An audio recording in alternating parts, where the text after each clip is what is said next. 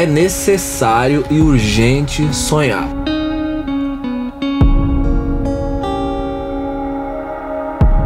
Não pode existir um ser sem sonhar.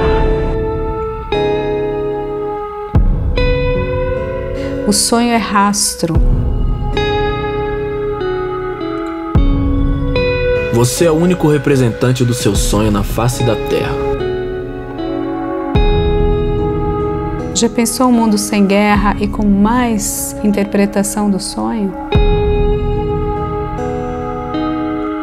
A vida é um sonho dentro de um sonho. E quem é que está sonhando?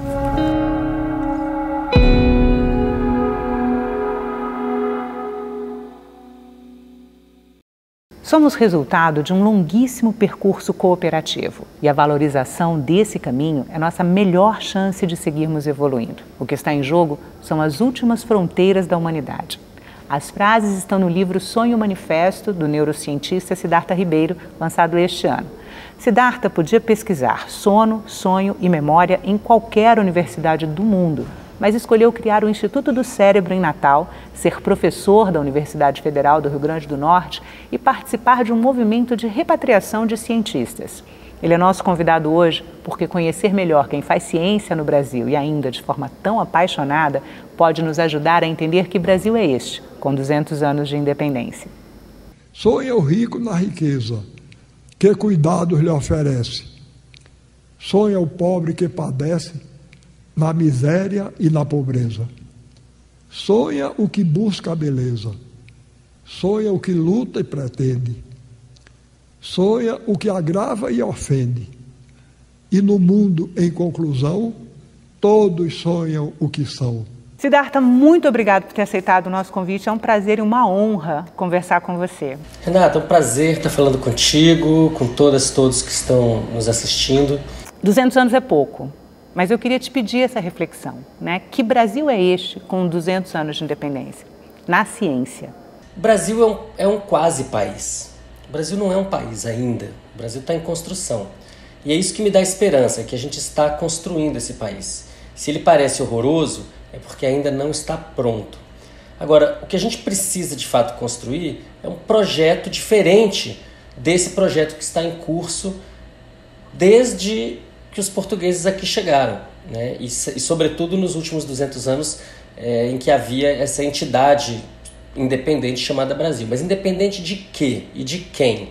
Certamente não independente de interesses internacionais, extrativistas. Desculpa, isso é o relógio daqui que às 5 horas faz barulho de pássaro.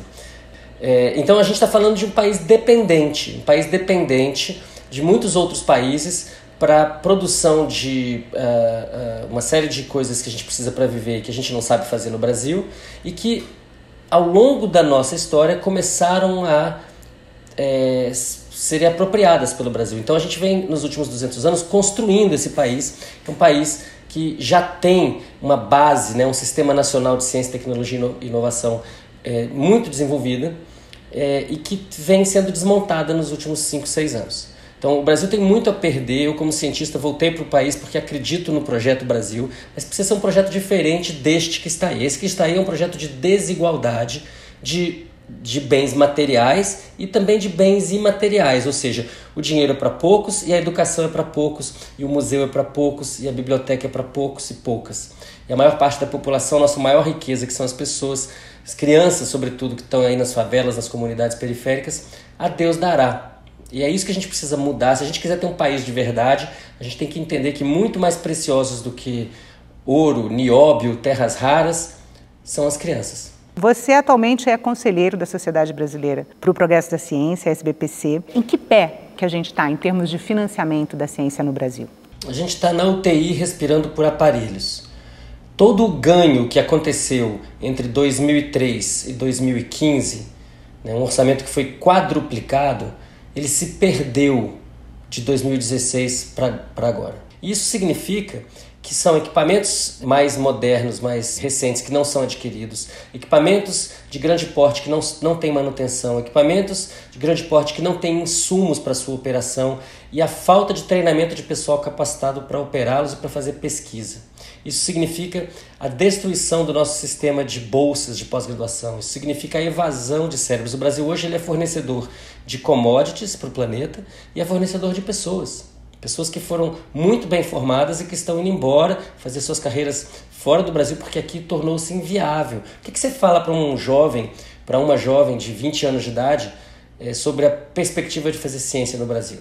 Ciência não é uma demanda setorial, ciência está na vida de todo mundo. A única forma de agregar valor aos produtos, aos processos, de aumentar a produtividade do trabalho que está estagnada no Brasil há várias décadas, é investindo em ciência, tecnologia, inovação, cultura, esporte. Se isso não for feito, esse país é inviável. Para deixar claro, assim, o impacto para a economia do país. Existe uma correlação entre produto interno bruto, riqueza dos países e inovação científica e tecnológica, que se você compara todos os países do planeta, essa correlação ela é fortíssima, ela explica 85% da variância na riqueza são explicadas pelas variações no investimento em ciência, tecnologia e inovação. Então, não é um detalhe, né? Se existe uma possibilidade de reconstruir esse país e de finalmente completar um país de verdade, é através de um forte investimento em educação e na produção de novos conhecimentos, que é a ciência. Mas tem que se pensar num novo modelo de financiamento para a ciência? O financiamento de pesquisa no mundo é feito pelo Estado. O que não pode ser feito é o capricho governamental impedir esse investimento estatal de ser feito. Então, nós temos que construir mecanismos legais para que esses fundos para a ciência não possam ser contingenciados. Há mais de 2 anos, a comunidade científica brasileira está engajada no parlamento em impedir, por lei, que esses recursos sejam contingenciados. E não consegue. A lei é aprovada, aí ela vai à sanção presidencial, sofre veto, veto é derrubado. E mesmo assim, as coisas continuam como são, porque o ministro da Economia dá um jeito de fazer caixa com aquele dinheiro, tira daqui, bota ali, e no fim das contas, as pessoas estão aí trabalhando sem bolsa, muitos e muitas alunos trabalhando sem bolsa. Muitas das pessoas que estavam fazendo PCR na linha de frente da Covid, quando começou a pandemia, estavam sem bolsa. E a gente está falando aqui de bolsa de R$ 1.200, R$ 2.200. Siddhartha, eu queria falar um pouquinho sobre o seu último livro, Sonho Manifesto. No começo dele, você parece que pega a gente pela mão e leva para um vale de lágrimas, né? Assim, tá tudo errado. Mas depois você aponta algumas soluções. Por um lado, a gente nunca teve tantos saberes e tanta tecnologia e tanto capital acumulado para realizar transformações positivas no planeta. Hoje em dia, na verdade, não temos mais um problema de escassez. A gente tem um problema de distribuição. Já tem comida para todo mundo no planeta. Já dava para todo mundo ter roupa e um teto. Isso não acontece porque existe uma inércia do comportamento de acumulação que faz com que aquelas pessoas materialmente mais ricas queiram ficar mais ricas ainda às custas dos mais pobres. As 10 pessoas mais ricas do planeta dobraram a sua riqueza durante a pandemia. Se tivessem doado 1% do que tem no bolso, poderiam ter vacinado todo mundo rapidamente, talvez a gente estivesse livre da pandemia. Então esse momento é um paradoxo. A gente nunca teve tanta capacidade de transformação e as coisas nunca pareceram tão ruins. Só que denunciar essa desigualdade não resolve o problema. A gente precisa ir além. A gente tem que entender qual é o mecanismo que produz tudo isso. E esse mecanismo tem a ver com o sequestro do nosso sistema de recompensa e punição aqui dentro do cérebro, né, que nos permite desejar coisas, objetivos que a gente usa para viver. Isso está sequestrado pelo Deus dinheiro, pela adoração da mercadoria. As pessoas elas estão procurando transcendência na aquisição de coisas. E a gente sabe que não tem transcendência aí. Mesmo as pessoas materialmente mais ricas, elas também estão desesperadas, elas também estão em sofrimento. Elas não estão curtindo a vida, porque rapidamente, assim que elas passam de uma certa idade, elas começam a perceber que estão morrendo, e aí elas querem impedir esse envelhecimento de acontecer, e aí elas querem competir para poder ganhar mais dinheiro do que o outro, então elas sofrem. O cara tem 5 bilhões, ele quer 6, ele quer 7. A gente precisa falar claramente da dependência de dinheiro. Dinheiro é tóxico, dinheiro em excesso faz muito mal. E há vários estudos em psicologia que mostram isso. Então, o que a gente precisa entender é que a gente está se afogando num copo d'água. Não tem mais escassez, tem abundância. Se a gente fizer uma distribuição desses bens materiais e também os bens imateriais, porque nunca houve tantos especialistas, mas a massa da população continua analfabeta.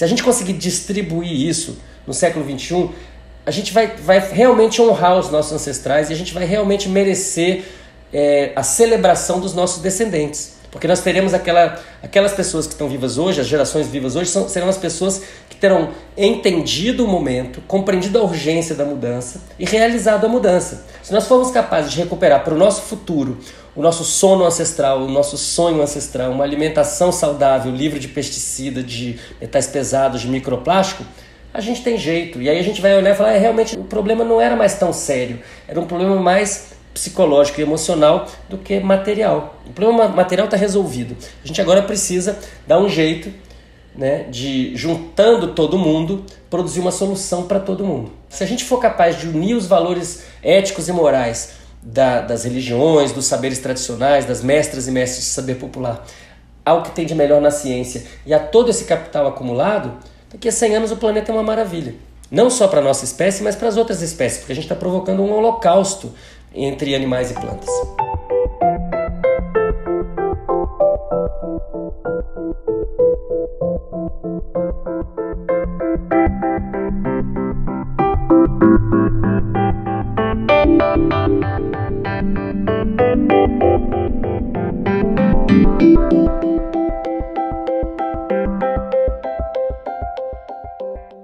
Siddhartha, o que já se sabe e é consensual sobre sono, sonho e que podia e devia influenciar o desenho de políticas públicas, especialmente na saúde, educação e trabalho? Então, as pessoas elas estão cada vez mais obrigadas a permanecer em vigília. O mundo do trabalho está comendo o tempo das pessoas durante o dia e também durante a noite. E aí quando a pessoa termina de trabalhar, ela está exausta e ela precisa fazer um reset em frente a uma tela, né, uma auto-hipnose.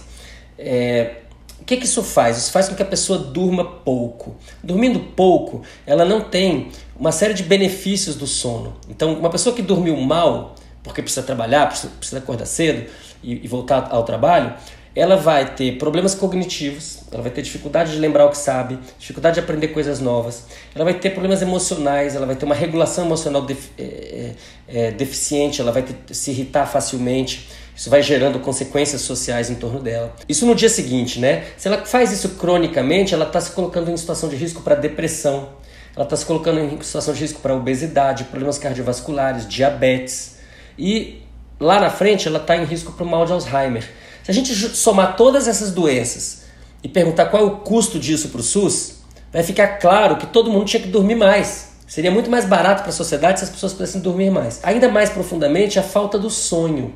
Quando as pessoas perdem a segunda metade da noite, se ela acorda muito cedo, antes do que gostaria, ela está perdendo sono REM, que é o sono de movimento rápido dos olhos, durante o qual a gente sonha muito. Se a pessoa perde o sono REM, ela não vai de fato ter muitos sonhos. E mesmo que ela tenha sonhos, a gente está numa cultura em que a gente não lembra dos sonhos nem compartilha. Qual que é o problema de fazer isso? Quando a gente para de lembrar dos sonhos e compartilhar, a gente está rompendo com uma tradição milenar, uma tradição que atravessa toda a história e vai à pré-história e vai longe. Que é uma tradição, todos os mamíferos sonham, mas só os seres humanos compartilham. Quando você compartilha sonhos, você está compartilhando desejos e medos. Então você está criando unidade, coesão do grupo. Eu acho que muito do mal-estar do século XXI tem a ver com essa sensação de estarmos sozinhos, sozinhas. Eu e poucos em volta de mim. E essa sensação que tem a ver com as telas e com a distância tem a ver também com a nossa dificuldade de entender o desejo dos outros. Essa dimensão da empatia, da vida em comunidade, da construção de sonho coletivo, ela está ferida de morte numa sociedade que não sonha mais.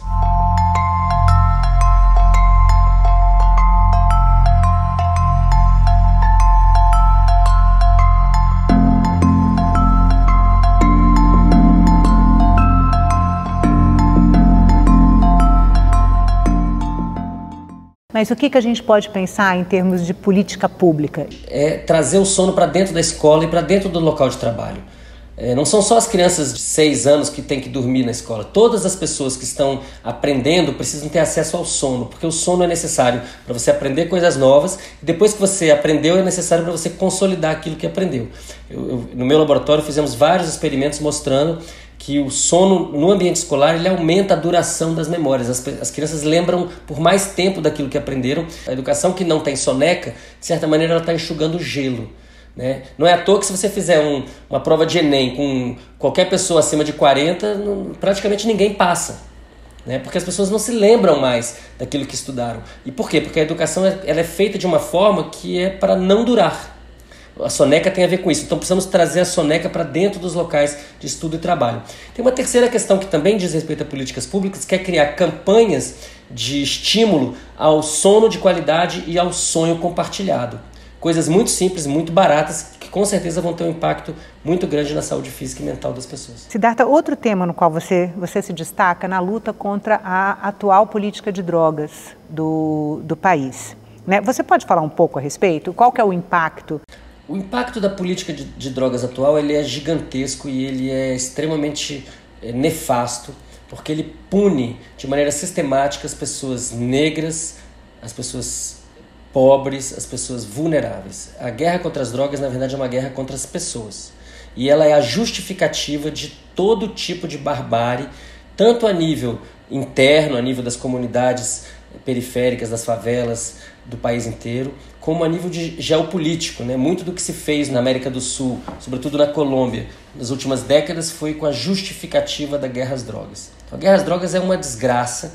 Ela foi inventada no início do século XX nos Estados Unidos, com a ajuda de vários países, inclusive do Brasil. Ela se espalhou pelo planeta e ela convenceu as pessoas, e muitas pessoas que estão escutando agora, que estão vendo agora, podem pensar assim, que existem certas drogas que são do bem, que são de Deus, que são boas, que não são perigosas e que estão nas farmácias ou nos supermercados. E que tem outras drogas que são do mal, que são do demônio, que são da doença, da morte, e essas são proibidas. E que a ciência seria responsável por dizer o que é do bem e o que é do mal. Ora, isso é tudo mentira, isso é tudo fake news. As substâncias não são de Deus nem do diabo, elas são substâncias químicas que precisam ser conhecidas e reguladas de maneira isonômica, ou seja, aquelas que são mais perigosas são mais reguladas, aquelas que são menos perigosas são menos reguladas, e levando em consideração os benefícios e os riscos, e esclarecendo quais são os grupos de risco, porque toda substância tem grupo de risco. Ou seja, a gente precisa olhar para as drogas com um olhar científico, e não é por acaso que a Sociedade Brasileira para o Progresso da Ciência aprovou em assembleia por unanimidade uma moção já há 3 anos pelo fim da guerra às drogas, pela regulamentação de todas as substâncias. Todas as substâncias precisam de uma regulamentação. Isso é uma discussão técnica, a gente tem que falar. E com a maconha, como é? E com a cocaína, como é? E com o álcool, como é? Porque a nossa sociedade demonizou a maconha, mas ela glorifica o álcool. Você liga a televisão à noite e você vai ver um jogador de futebol muito bem sucedido, com mulheres lindas numa praia tomando álcool. Nada contra o álcool, gosto de álcool, mas a gente tem que entender que é uma substância que causa muita dependência, uma substância que causa muitos males ao indivíduo, causa muitos males à sociedade e que precisa de uma regulação mais bem feita. Não pode ter propaganda positiva. Tem que ter no rótulo uma explicação dos seus males, coisa que não existe. Tem que ter no rótulo uma explicação de que precisa beber bastante água, coisa que não existe, para fazer redução de danos. As pessoas que são contra as drogas, elas vão à drogaria toda hora.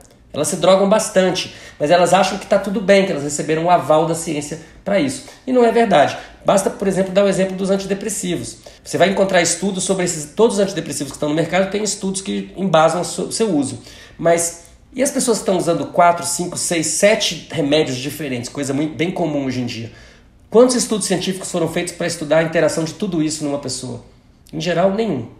Siddhartha, no Instituto do Cérebro, em Natal, vocês também pesquisam os efeitos de drogas psicodélicas, né? Nosso instituto tem muito interesse nessas substâncias, sobretudo da via da serotonina, que é um neurotransmissor que todas nós temos, e substâncias que parecem com a serotonina têm efeitos muito poderosos sobre a percepção, sobre o fluxo de consciência. A pesquisa científica sobre a ayahuasca demonstraram que a ayahuasca é um poderosíssimo antidepressivo, com efeitos rápidos e duradouros. Quando uma pessoa usa um antidepressivo convencional, o médico, a médica vai dizer, olha, isso não vai ter efeito agora, daqui a uns 4 semanas você vai começar a sentir o efeito. A ayahuasca não é assim, a ayahuasca funciona 40 minutos depois da primeira ingestão. E aquilo vai durar por muito tempo. Então, dura por 1 a 2 semanas o efeito antidepressivo. Isso significa que em vez da pessoa tomar remédio todo dia, ela pode tomar só 2 vezes por mês. É um outro paradigma, e não envolve o conflito de interesses com a indústria farmacêutica. Felizmente, o uso da ayahuasca ele é legalizado no Brasil desde os anos 80, muito por iniciativa de ativistas ambientais, de indígenas, de antropólogas, que se organizaram para que a sociedade pudesse ser convencida de como isso é importante. E é um remédio muito poderoso. Hoje existe uma revolução na neurociência em torno dos psicodélicos para o tratamento da depressão e do transtorno do estresse pós-traumático. São substâncias que produzem novas sinapses, novas conexões entre os neurônios, literalmente abrem novos horizontes na mente das pessoas. É uma tendência da psiquiatria, uma transformação, não só na direção dos psicodélicos, mas na retomada da importância da psicoterapia. Porque não se trata de dar uma substância psicodélica para a pessoa e achar que isso vai promover o bem-estar. É importante cuidar do contexto de uso, do setting, né, dos estímulos sonoros, visuais, olfativos, das pessoas que estão perto, quem vai dar suporte. Esse colchão de relações humanas, de vínculos, que realmente produz o efeito terapêutico. A cura ela não vem pela substância, ela vem de adicionar a substância a um contexto psicoterapêutico adequado. Você está fazendo esse encontro da ciência com os achados de Freud do século XIX, né? E que são muito combatidos por profissionais da área de saúde hoje, né? Como é que você vê isso? Eu acho que houve um grande mal-entendido no século XX. Esse mal-entendido ele vai em todas as direções. Ele é entre Freud e o Jung, ele é entre o Freud e a psiquiatria da época dele. Para quem fez ciências biomédicas, como eu fiz, era quase impossível ter acesso aos escritos de Freud e Jung dentro do curso. A gente tinha que fazer disciplinas em outros cursos ou simplesmente buscar as obras sem nenhum tipo de orientação, de guia. Houve também, né, a partir dos anos 80, muita animosidade entre as ciências humanas e as biomédicas, de maneira geral, com tiros muito bem colocados de parte a parte. Então, o que eu percebo que está acontecendo no século XXI é o contrário disso. Então, o século XX foi das teses e das antíteses. O século XXI é da síntese. É o momento de a gente buscar uma visão mais holística, mais completa, mais bem informada, mais tolerante, com mais porosidade entre os saberes, né? E perceber que muito daquilo que a psicanálise ou a psicologia analítica do Jung construíram tem um diálogo muito fácil com práticas tradicionais. Inclusive, a própria ideia do Freud de buscar interpretações com base em jogos de palavras é uma coisa muito antiga, que se fazia lá na Babilônia, que se fazia lá na Grécia. A gente está falando aqui, na verdade, de modos de pensamento muito antigos que são úteis para a clínica e que a ciência jogou de lado porque não tinha como falar daquilo. Então, a ciência, por exemplo, o Freud falou em repressão de memórias. Isso no final do século XIX, início do XX, era muito abstrato. Hoje não, hoje em dia tem gente colocando sujeitos experimentais numa ressonância magnética funcional, num scanner, para poder ver o que acontece no cérebro dela quando ela está reprimindo uma memória. Então, hoje existe pesquisa publicada nas melhores revistas científicas do mundo, na Science, falando sobre um conceito que é da psicanálise. Então, é um outro momento. Um ponto-chave do livro também é a questão do conceito de consciência. Existem muitos tipos de consciência, não só entre os seres humanos, mas entre as espécies. O conceito que tem sido trabalhado na neurociência é o conceito de senciência. Senciência é aquilo que seu cachorro tem, aquilo que seu gato tem, e que todos os animais têm em algum grau. Em algum grau. E a pergunta é, qual é o respeito que nós vamos ter por isso? A resposta da ultradireita é nenhum. Porque inclusive não respeita nem os outros seres humanos, só respeita a sua própria forma predatória de ver o mundo. Mas muitas tradições antigas, da Idade do Bronze, como o próprio hinduísmo, né, nos ensinamentos de Krishna, ensinam o contrário, ensina que preservando, regenerando, respeitando todas as consciências, a gente expande a própria consciência. E é nisso que eu aposto. E eu queria te devolver a tua pergunta, né? O que diz para um jovem ou uma jovem que quer fazer ciência no Brasil? Digo que não desista, porque o país está em construção, ele vai voltar para os trilhos. Nós sabemos o que precisamos fazer para esse país dar certo. Investir em educação, investir em ciência, investir em cultura, manter os biomas preservados, regenerados. O que vai dar muito dinheiro na Amazônia não é a mineração, e sim a ciência de boa qualidade, institutos de pesquisa em paridade com os indígenas, com o trabalho dos antropólogos e antropólogas, para a gente poder ter uma solução de ganha-ganha para a população indígena e para a população urbana. E que as pessoas entendam, os jovens entendam que o futuro vai ser maravilhoso. Esse momento da espécie humana é incrível. Nunca se produziu tanto conhecimento novo. A velocidade de acúmulo cultural, ela apenas cresce. A gente está em aceleração. O que a gente precisa fazer é agarrar esse foguete e entrar finalmente no século XXI. Siddhartha, muito obrigada pela entrevista. Um prazer, Renata.